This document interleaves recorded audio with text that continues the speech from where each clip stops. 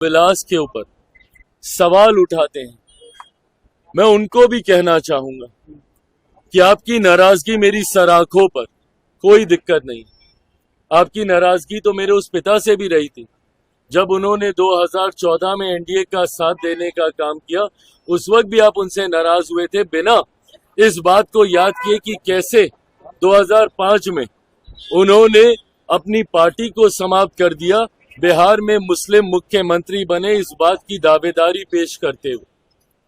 तो आपकी नाराजगी मेरी सर आंखों पर, और मैं मुसलमान समाज के हर एक व्यक्ति से मैं कहना चाहूंगा कि आपकी नाराजगी मेरे सर आंखों पर हकीकत है कि मेरे नेता ने भी हमेशा समर्पण भाव से सामाजिक न्याय की लड़ाई लड़ने का काम किया था।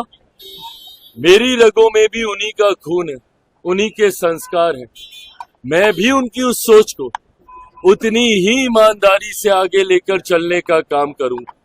वक्त बताएगा कि चिराग पासवान के द्वारा लिए गए फैसले आपके हक में थे या नहीं थे, पर तब तक अगर आप मुझसे अपनी नाराजगी भी अगर आप रखेंगे तो बस इतना याद जरूर रखिएगा कि चिराग पासवान का समर्पण न सिर्फ उस समाज के प्रति है, अल्पसंख्यक वर्ग के प्रति है, मुसलमानों के प्रति है, बल्कि उससे बड़ा समर्पण मेरे नेता, मेरे पिता आदरणीय रामविलास पासवान जी के विचारों के प्रति है।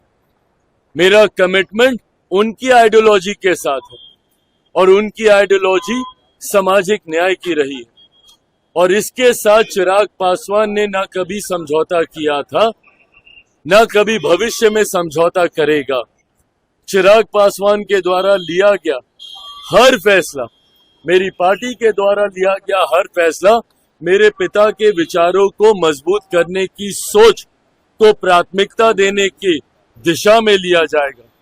समाज में सामाजिक न्याय को बढ़ाने की दृष्टि के साथ लिया जाएगा, समाज में सद्भावना को बढ़ाने की सोच के साथ लिया जाएगा, और सबको, समाज के हर वर्ग को बराबरी का मौका मिले, अवसर मिले, इस सोच के साथ लिया जाएगा।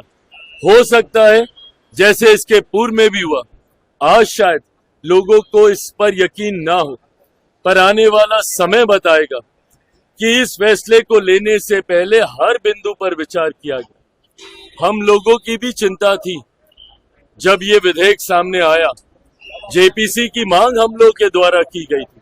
हम लोग चाहते थे कि इस पे एक विस्तृत चर्चा हो। पार्टी की तरफ से हमारे सांसद अरुण भारती जी ने जेपीसी में अपने पक्ष को रखने का काम किया। हर बिंदु पर हम लोगों ने विस्तार से चर्चा की। जहां पे हम लोग की शंकाएं थी, जहां पे हम लोग को इसको लेकर चिंताएं थी, शंकाएं थी, उसको भी हम लोगों ने वहां पे रखने का काम किया। कई ऐसे सुझाव पार्टी के द्वारा दिए गए जिसको समिति ने स्वीकारने का काम किया, और इन तमाम बदलावों के बाद, इन तमाम सुझावों के बाद जिस नए स्वरूप में ये संशोधन विधेयक भारत की संसद में आया, इसके हर बिंदु पर अध्ययन करने के बाद ही लोक जनशक्ति पार्टी रामविलास ने इसका समर्थन करने का फैसला लिया है।